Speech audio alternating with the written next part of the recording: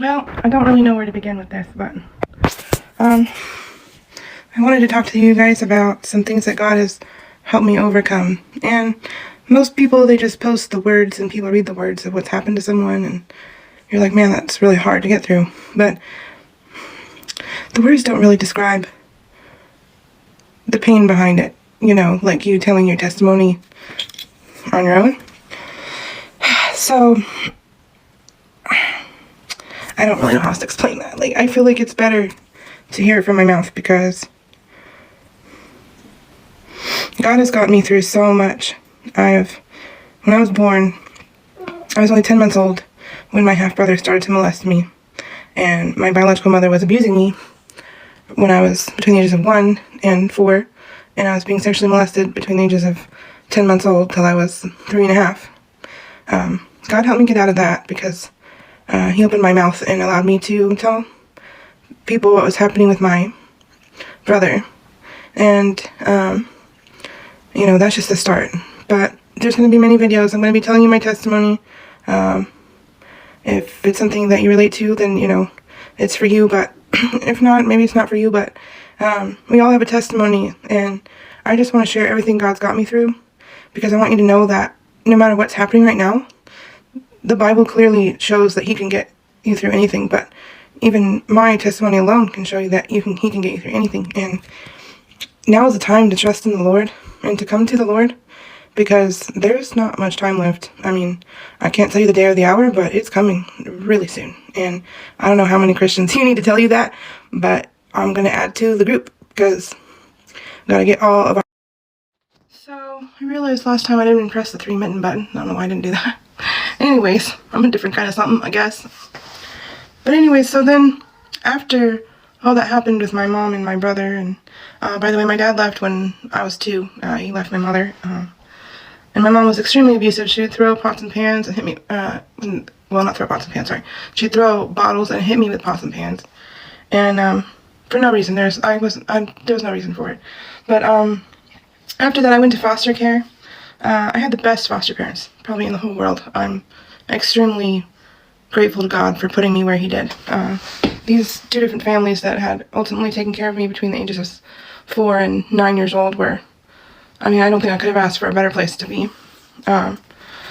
Although, you know, during this time, there was a lot of turmoil inside myself. I mean, between the ages of when you're born and 4 or 5 are pretty important. So when things like that happen to you, you can be an angry little girl.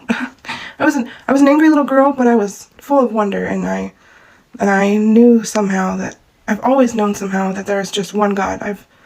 No matter how many things there are out there, I've never believed there was more than one God. I just knew that deep down. Even when I wasn't walking with him, even when I hadn't quite chose him yet, I knew there was just one God, and that's important to know that. When I got to be 9 years old, I got adopted to a great family, although, well, they were a great family. My parents are wonderful people, but the place during that time became pretty hostile. There were some serious issues that had happened, which we'll get to in the next video, because I feel like this one's going to be cut off shortly. But I was adopted, and I moved to Portland, Oregon when I was 9 years old, and that's not where I live now, but that's where I moved to when I was 9 after I got adopted. And next segment. You're not going to believe this, but I was recording this video, and my phone went to 20% little thing, and it popped up that little thing, interrupted my video. And then, well, I was talking to myself about my testimony for a while. So I'm starting this over.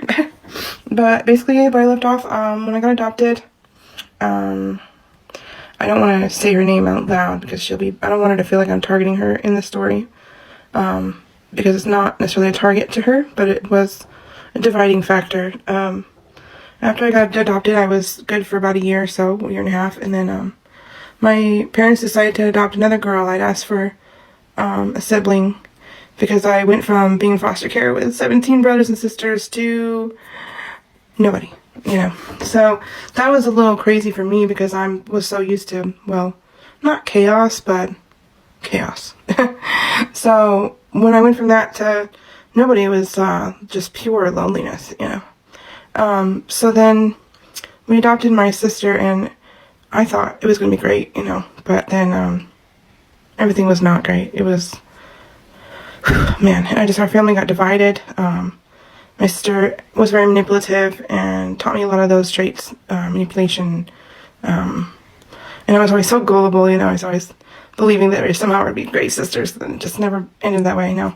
I mean, it wasn't all her fault. We all hurt each other emotionally. We all, it was a lot of abuse in the house, but not physically. It was all very mental. There was lots of mental, psychological abuse going on between all of us. We were all, me included, we all just kind of were fighting each other all the time. I mean, like every day. And I started to act out from that. I started to sneak out and meet people I met on this phone chat line that I had found. And mind you, we lived in Portland, so it was kind of a dangerous place if you think about it, to be sneaking out at my age. But I was about 16 by that time. But next video I'm going to back up a little because I got to talk about when I was 15. After I talked about partially when I was 16, but I'm not done with that either. So, sorry, my whole life is a lot, and it's going to be quite a few videos, and I hope you can get through them all. But, so anyways, after all the things that God has got me through is a lot. After I did the last video, I realized I didn't tell you about when I was 15, so when I was 15, I lost my virginity, and, I was desperately sad about that, because I didn't know anything about sex, and, I didn't know anything about it, but I remember when I went back to school, I went to a Christian school, and they had a whole entire assembly about sex ed, and I just remember sitting in that assembly just crying, like I knew that I had messed up, and I knew I messed up bad, because I was planning on saving myself for marriage, and I didn't, and I wish I really would have. I really wish I would have. So then next year, 16, the turmoil in my home was out of control. Like, at school, my sister disowned me. Nobody even knew that we were sisters sometimes, except for her close friends, and at home it was awful, and at school she was making sure that my life was miserable. But on the natural side that God has given me, He's given me a natural knack for being happy, even when doesn't feel like I need to be happy. But I was sneaking out with so many men when I was 16, and I came to a point where me and my dad got in this big argument, and I ran away, you know, and I went on the Max train. We lived in Portland at that time. I went on the Max, and I met this guy, and it wasn't sexual, at least I thought it wasn't, you know. He saw that I was alone and scared, and he asked if I needed somewhere to sleep, so I said, yeah, why not, you know. So I went back with him, and there's a whole house full of people, and, you know, I thought, oh, this is okay. It felt safe, right, for a second. I went back to the back room, and I fell asleep. And the thing that happened next, I'll tell you guys about next video, I guess, because this video. Okay, well, part 6. So anyway, so when I went into that man's house and I fell asleep, I woke up, and when I woke up, it was not for good. I woke up and there was men raping me, 4 of them, but like back to back. Now, I found myself not fighting back, and not because I wanted it, but because of the trauma from my brother. I just couldn't believe that was happening to me, because, I don't know, I just couldn't believe it was happening to me, and I was so upset. I mean, like, yeah, I didn't physically fight them because, well, I was scared and traumatized, but I was bawling my eyes out. Like, I just lay there and cried while it was happening, and I called my mom. Afterwards, I found a way to call my mom and snuck out of that place and get to Max train. And at that time, they had payphones. I mean, who knew? And I called my mom on the payphone, and they got me to our friend's house. I still wasn't ready to go home yet because me and my dad were in such turmoil between each other.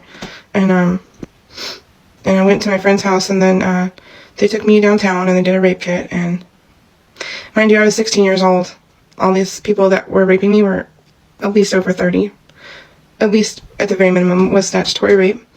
And the police officers refused to help me because the men that raped me were Mexican, and they didn't want them to have to deal with the paperwork if they had to be deported. So because they didn't want to do paperwork if it had to go that far, they decided to look the other way. And that was my first real dealing with police officers in a negative way. I was so appalled that that's how they were doing business. And what's worse is they convinced my mother for a long time that it was consensual when it wasn't. Okay, one thing I've always had a hard time when I tell my testimony about is integrating all the many deaths I've had to endure. So when I was 6, my mother died, and we're to the age of 16 right now. So yeah, my Aunt Virginia had died by then. My grandma had died.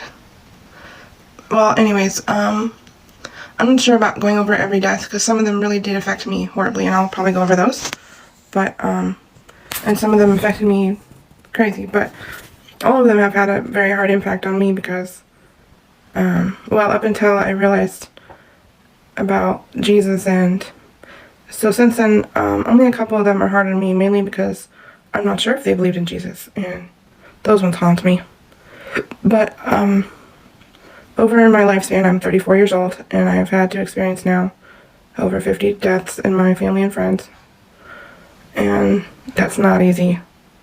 Death is something that is not fair, but I am just so glad that Jesus has overcome death, and that just makes me so happy, because I know that most of the people in my family and friends that have passed away did believe in Jesus and believed him to be their savior, and I just have great hope that I'm going to see them again in heaven, because Jesus doesn't make mistakes, and when he saves you, when you're fully saved by Christ through his son, you're sealed in, and I wholly believe in full, what's the word, like, you can't lose your salvation once you have it. Paul talks about that he's convinced that there's nothing that can separate you from the love of Jesus Christ. However, when you were, if you're, wishy-washy, or when you say you believe, I will check again that you really. These videos are long, and it's not easy to put yourself out there for the whole entire world, so, but I know there's probably going to be haters, and that's okay, because Jesus was hated before I was. But anyways, what I can tell you is that after I had dealt with all the stuff at my house, when I was 17, I was still sneaking out with men. I was doing all sorts of crazy stuff, sinning. I mean, just loads of sin. I mean, that cross that Jesus hung on, I mean, I put him there for sure. It makes me cry. But, for God to love me after all the things I've done, man, just, whew. But anyways, when I was 17, I got pregnant, and, I was carrying a girl, my daughter, and, my first words from my dad were, well, you better have that baby adopted. And I said, no, I'm keeping it, I'm keeping my baby. And, but I finally decided that, not because of him, but because of my love for her, that I thought the best thing for her would be to have a good family that was stable and had a mom and a dad, and, had a way for her to grow up, not like I did, didn't have to go through the abuse, and, could grow up happy, That's what I thought, anyways. But yeah, so I had her adopted out. I'll tell you more about that later. That's kind of a still sore subject right now, but, well, anyways, after I had her, actually, let's back up. When I had her, I dropped out of school, and not right away, the morning sickness got horrible, but my mom, she wouldn't quit on me. She saw me laying on that couch not doing nothing, and she got mad. My mom got mad. She said, Sarah, you're going to get up and you're going to get your GED. You're not going to just sit here and be lazy on this couch. My mama is a wonderful spiritual warrior, by the way. Wish you could meet her. She's awesome. But anyway, so she got me to get my GED. So I was 17 when I got that. And then, alright. So, I realize this testimony is becoming kind of like a life story, but it's important to get through this life story so I can explain how amazing God was through all of it. Just doesn't make sense unless I explain it all. But, anyways, after I turned 18, I decided to go to college, mainly because I had been getting Social Security. I found out from my mother dying when I was 6, and I never knew about it, but I was going to be able to have it, so I thought, well, I don't have any money. I've never had a job before. I didn't get to have a job. I tried so hard to ask to have a job, but maybe I should have. But anyways, when I was 19, I started to go to college, and I started to work at Weimar, and I worked there for almost a year. And in college, I met another person I won't name by name, because I'm sure they wouldn't be very happy if I did. But that person became my best friend. We were inseparable. I was always at her house partying it up, drinking horribly, yeah, we were drinking a lot. It's back before weed was legal, and I was smoking weed. It was an awful lot of partying and stuff. I just want to put this out there that anything I talk about, I mean, if they're following the law at all anymore, I technically have a global cap, so we'll get to that too. But anyways, for all you who know what that is, you're like, oh, okay, I know where the story's going. But anyways, met this girl, we were partying all the time, and when I met her, I was just a mess. She was having me meet all these other people, and I was just walking a total life of sin. But during that time, I started talking to this guy. His name was Ricky. I'll put his name on blast. I have no problem with it. Sorry, ex-husband.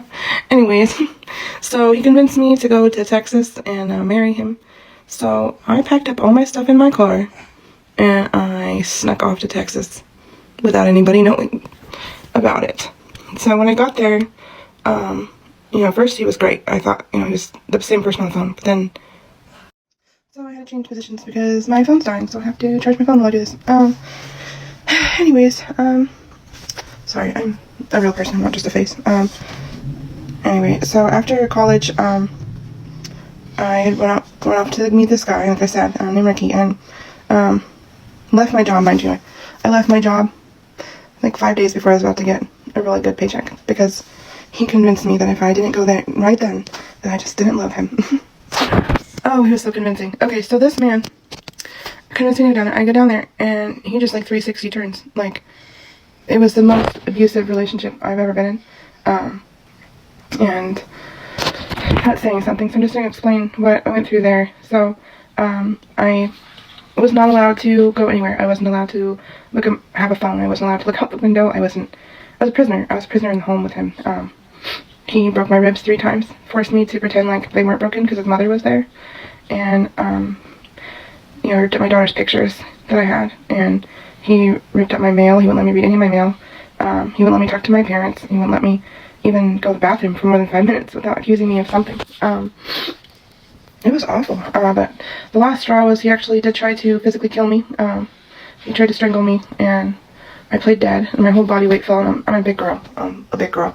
So for someone to, but he was a big guy, so he was not, it was not anything to sneeze at. But I went limp, and his mother happened to be home that day when he tried to kill me, and I screamed, and she came running to the door, and she asked him to open the door, and I went to go run to the door, and he turned me around, and he kicked my leg so hard that I had a footprint in my leg, and I just knew that was the last straw. And yeah, there's a lot more to that abusive relationship that I'll have to get in, I guess, in the next video, just for some context.